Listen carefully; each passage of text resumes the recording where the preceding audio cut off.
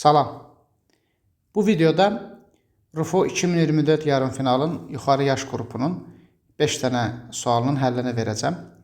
17, 18, 19, 20, 21-ci suallar. 17-ci sualın həlli ilə başlayaq. Deməli, şərti görürsünüz. X müsbət həqiqə dediyi üçün x kvadratı plus 1 bölü 4x ifadəsi aşağıdakilərdən hansına bərabər ola bilməz? Deməli, burada biz nə edəcəyik? X sıfırdan böyük bir həqiqətdir. Mən bunu belə yazacağım. X kvadratı plus 1 bölü 8x plus 1 bölü 8x kimi yazacağım. Və Koşi bərabəsini tətbiq edəcəm. Ədədi orta böyük bərabər həndəsi orta. Bunların ədədi ortası böyük bərabərdir həndəsi ortası. Həndəsi ortası 3-cü dərəcədən bunların hasili bizə 1 bölü 64 verəcək kökün altında. Bu da bizə verəcək 1 bölü 4. Deməli, x kvadratı plus 1 bölü 4x'in 3 bölü 4'dən böyük bərabər olduğunu alırıq. Və hansına bərabər olanmaz? Bu bərabərsizliyi ödəməyənlər. Bərabərlik halı da burada təbii ki mümkündür. Koşu bərabərsində bərabərlik halı bütün hamısı bir-birinə bərabər olanda olur. Bərabərlik halı x kubu olacaq 1 bölü 8. X 2'də 1 olarsa olacaq. Bərabərlik halı da var. Deməli, bu ifadənin minimum dəyəri 3 bölü 4'dür. Və A variantı şərti ödəməyəcək. Kök 3 minus 1 3 bölü 4'dən böyüdürmü? Baxaq. Buradan alınacaq kök 3 böyük bərabərdir 4'də 7. Hər tərəfini kvadrata yüksəltsək 16 vur 3 48 böyük bərabər 49 alırıq. Bu da ziddiyyət. Deməli, digər variantlara baxmadan A variantı ola bilməz. Onu tapdıq. Digər variantlara da baxa bilərsiniz. Yəni 3 bölü 4'dən böyük ədədlər də olar. 18-ci suala gəldi sıra. Deməli, deyir ki, bu ulduz x əməliyyatı deyim ona, bu cür təyin olunursa ifadəsinin qiyməti neçə olar? Bu sualda bir balaca bir birclik var, onu tez görmək lazımdır. Məsələn, A ilə 4'ə baxın, həmin əməliyyata baxın, A və 4'ə. Görəcəksiniz ki, 4 verəcək. Yəni, A vur 4, minus 4 vurulsun, A plus 4. Yəni, A nə olursa olsun, cavab sizə 4 verəcək. Təbii ki, burada da 4 olduğuna görə 1, 2, 3, bunun cavabı təbii ki, bizə 4 verəcək. 19-cu sual maraqlı bir sualdır. Deməli, ABC üçbucağında D nöqtəsi BC tərəfinin orta nöqtəsidir. ADB bucağı 45 dərəcə və ACB bucağı 30 dərəcə olarsa, ABC neçə dərəcədir? Bunu çox asanlıqla sübut eləyə bilərsiniz ki, bu iti bucaqlı üçbucaq deyil. Yəni, kör bucaqlı üçbucaq olmalıdır. Yəni, siz A-dan çəkilən hündürlük hökmən üçbucaqdan kənara düşəcək.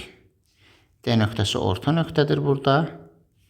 Onu əks fərz edib ziddiyyət olduğunu görə bilərsiniz.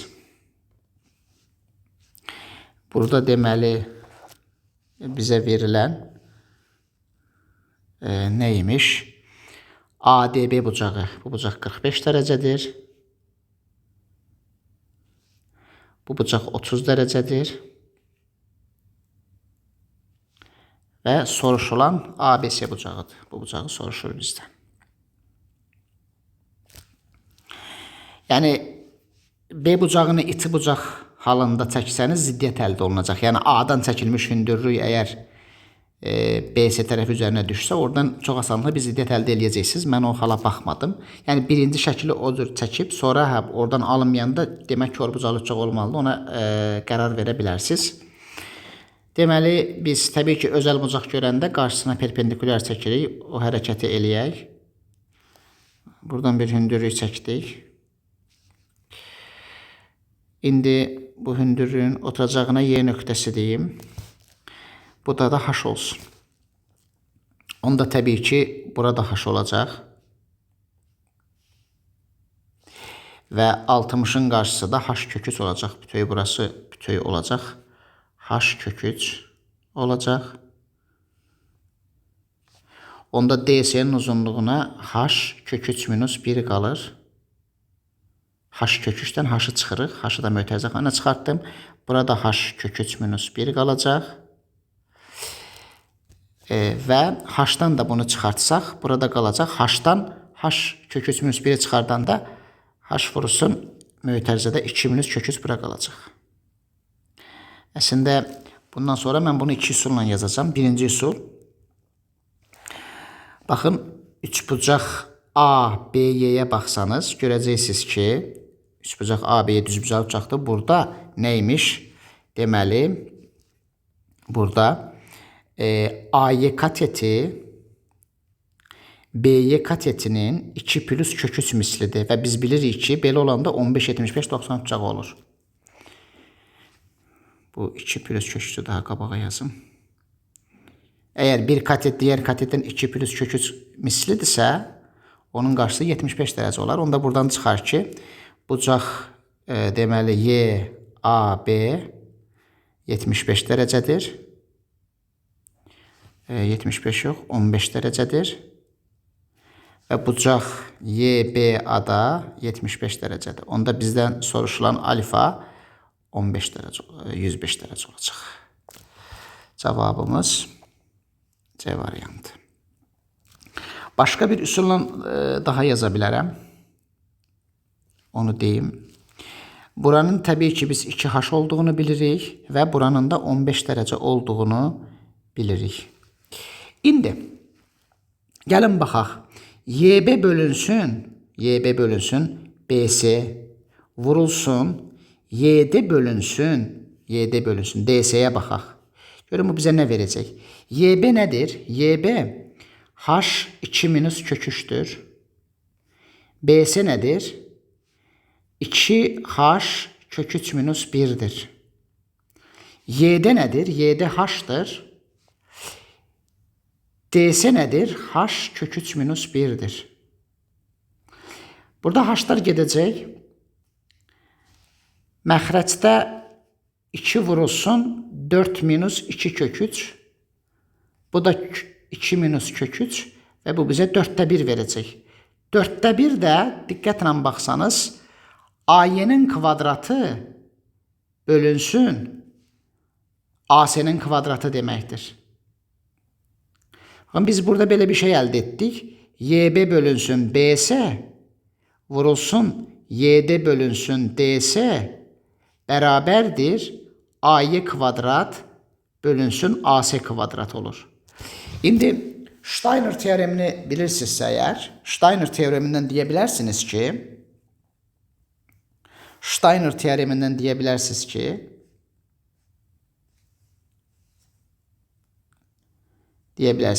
ABS üçbucağında AB ilə AD bir-birinin izoqonal qoşmasıdır. Buradan anılır ki, deməli AB və AD izoqonal qoşmadır.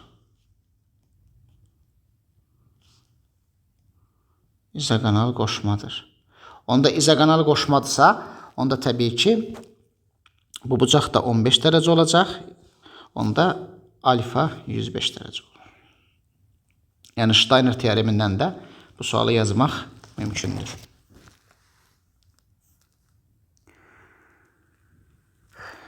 Gəldik 20-ci suala.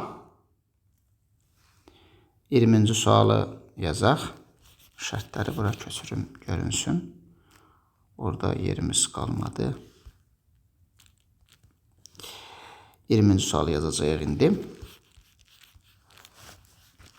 Maraqlı bir sualdır. Həm ədədlər nəzəriyyəsi, həm də kombinatorika var burada. Deməli, onluq say sistemində tərsdən yazılışı ilə eyni olub. Buna palindrom ədədlər deyirlər. 11'ə bölünən neçə 7 rəqəmli müsbət tam ədəd var, yəni neçə natural ədəd var, onu soruşur. 7 rəqəmli palindrom ədədlər bu şəkildə olacaq. A, B, C, D, bir də C, B, A. Bu şəkilli bir ədəd olur. 7 rəqəmli palindrom ədəd. Və bu istəyir ki, bizdən bu 0 versin mod 11'də. Bunu bizdən istəyir. Bunların sayını soruşur. İndi mən bu ədədi nə şəkildə yazacağım? Belə yazacağım bu ədədi. Deməli 10 üstü 4 vur ABC yazacağım. Plus 10 üstü 3 vur D yazacağım. Bir də plus CBA şəklində yazacağım. 0 mod 11.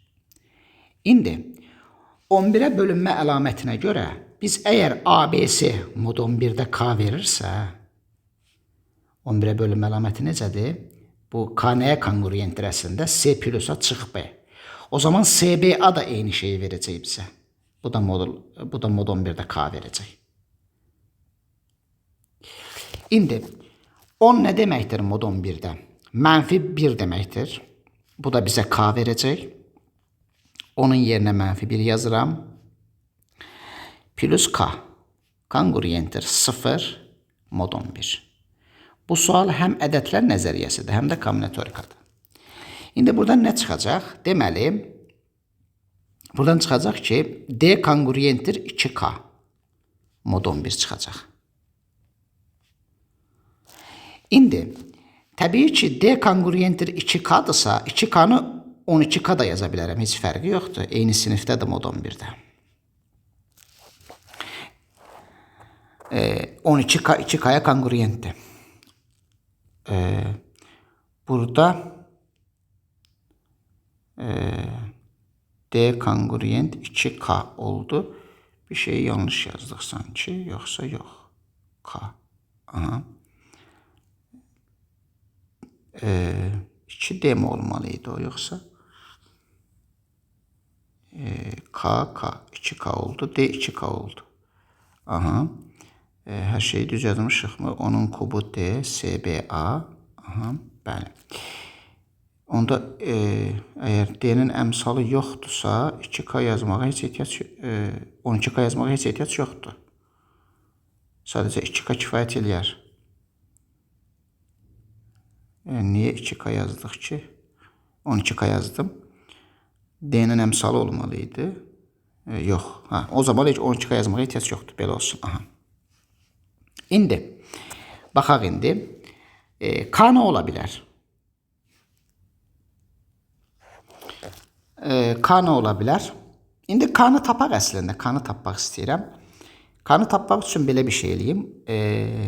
K-nı tapmalıyam əslində. D-ni 12D yazım. Öyle bir şey yazım. 2K mod 11. Aha. Buradan ne anılır? K kongruenttir 6D mod 11. K niye tapmalıyam? Çünkü D için sonlu sayıda seçenek var. D bir rəqəmdir burada. Ama K da əslində çox bir şey ola bilməz. 0'dan 10'a qədər ola bilər. Ama K'nı tapmaq daha yaxşı olur. D üçün seçeneklərə baxacağım. İndi birinci burada. Eğer D 0 olsa, onda K da 0 olar. Sonra eğer D 1 olsa, K2, K6 olar. Bunların hər birisini yazacağıq. Seçeneklərə baxacağıq və sonra sayacağıq onları. 9. Aha. İndi D 2 olsa 12 K1 olacaq. D 3 olsa 18 mod 11 5.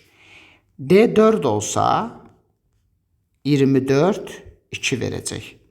D 5 olsa 38 verəcək K.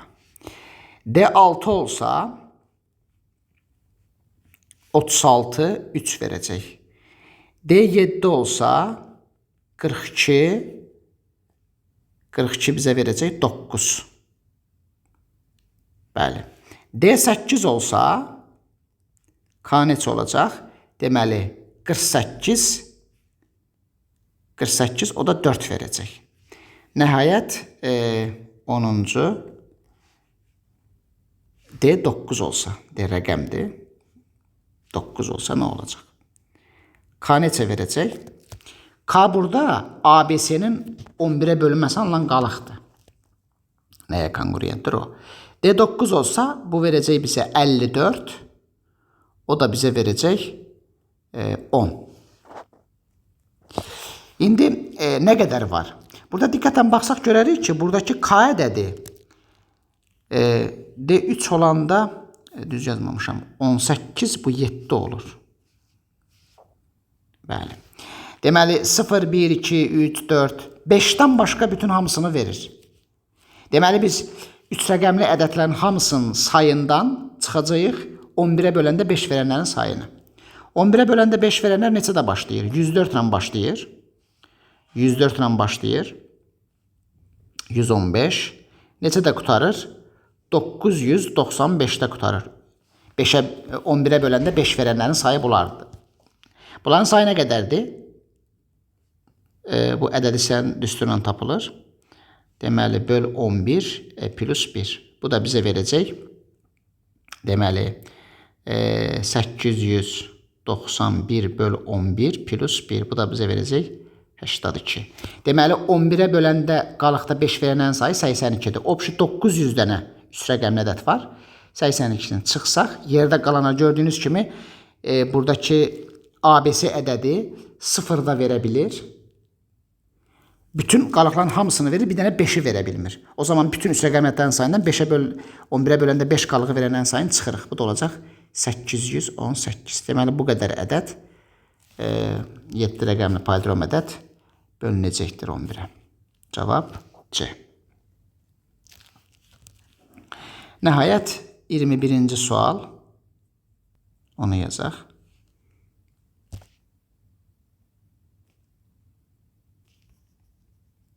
Şərti köçürdək.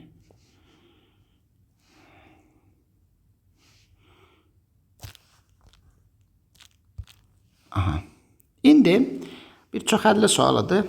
Hər bir x həqiqi ədədi üçün bərabərliyini ödəyən və sabit olmayan px çoxhədlisinin həqiqi köklərinin cəmi neçədir soruşur. İndi nə edəcəyik burada biz? Baxın, əgər x-a biz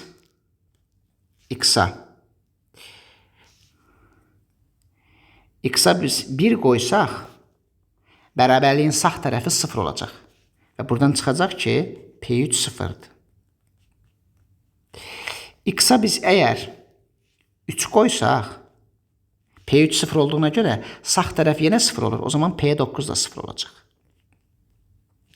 Əgər biz x-a 9 qoysaq, buradan çıxacaq ki, P27 0-dır. Əslində, x-a 27 qoyanda da P27-nin 0 olduğu çıxar. Demək ki, biz bu kökləri tapdıq. 3, 9, 27. İndi, deməli, onda biz buradan nə deyə bilərik? Bu Px nə şəkildə bir çoxhədlidir? Px bir x çıx 3 vurğu var. Bir x çıx 9 vurğu var. Bir də x çıx 27 vurğu var. Vur qx bu şəkilli bir çoxhədlidir. Burada təbii ki qx bir çoxhədlidir. Bu şəkildə olacaq. İndi mən isbat edəcəm ki, qx sabit çoxhədlidir. Sabit ədəddir. Qx'in sabit olduğunu isbat edəcəm. O zaman px'in həqiqi kökləri 3, 9, 27 olacaq. Bunu necə isbat edəcəm? Verilən bərabərliyə baxaq. Bu bərabərlikdə tapdığım ifadəni nəzərə alacağım.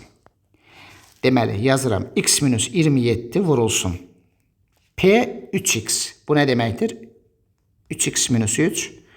3x minus 9. 3x minus 27 vurulsun Q 3x. Bak burası bizdə nə oldu? Bütöv. Burası bizdə P3x'tir. Bərabərdir. 27x minus 27 vurulsun. Px'in də ifadəsi var. X çıx 3, x çıx 9, x minus 27 vurulsun qx.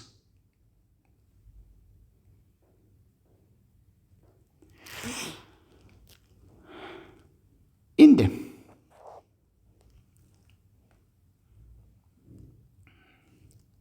buradan nə alınacaq? Bunların hamısını sol tərəfə keçirdəcəm və ortaqları mötərizə xanaya çıxardacam. Burada hər birindən 3 vuruğu çıxacaq. Belə olacaq 3 vurulsun x minus 1, x minus 3. Hər birindən 3 vuruq çıxanda qarşıya 27 çıxmış olur. 3 dənə mötərizə var.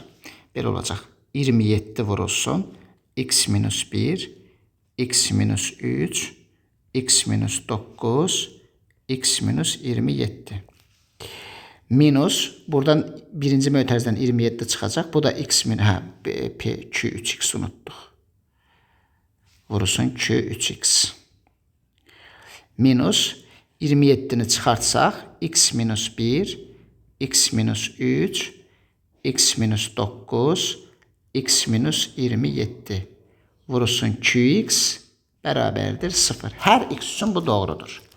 İndi burada 27, x minus 1, x minus 3, x minus 9, x minus 27-ni mötərizə xanaya çıxardacam. Nə qalacaq?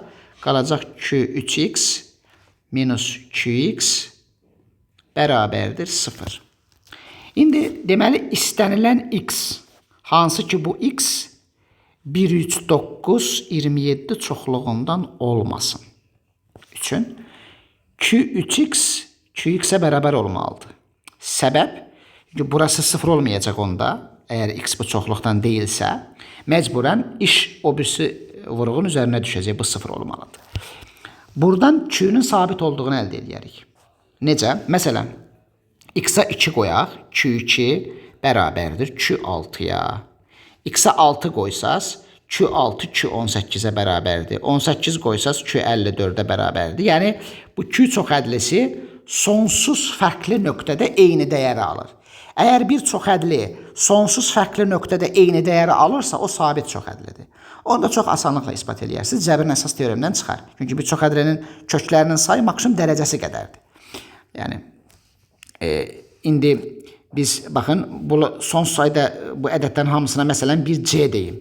İndi qx minus c çoxhədlisinə baxın. Bu çoxhədlinin son sayda kökü var.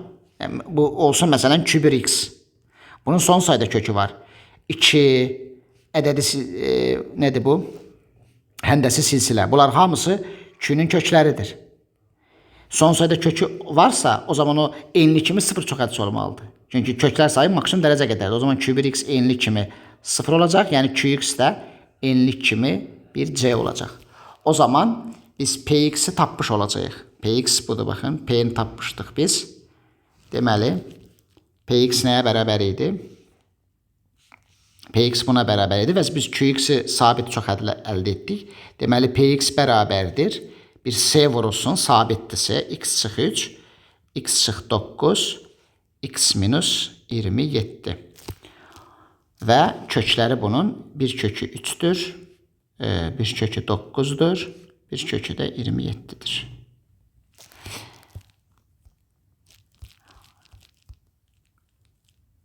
Burada indi sualda deyə bilərsiniz ki, bu c bəlkə 0-dır, amma c 0 olanmaz. Çünki c 0 olsa, px sabit çoxhədli olar. Sabit olmayan deyir şərtdə. Ona görə c 0 deyil.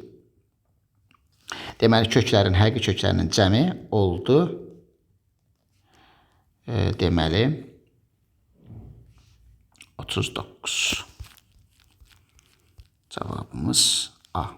Bu məsələdə beləcə maraqlı sual idi. Növbəti videoda görüşərik. Sağ olun.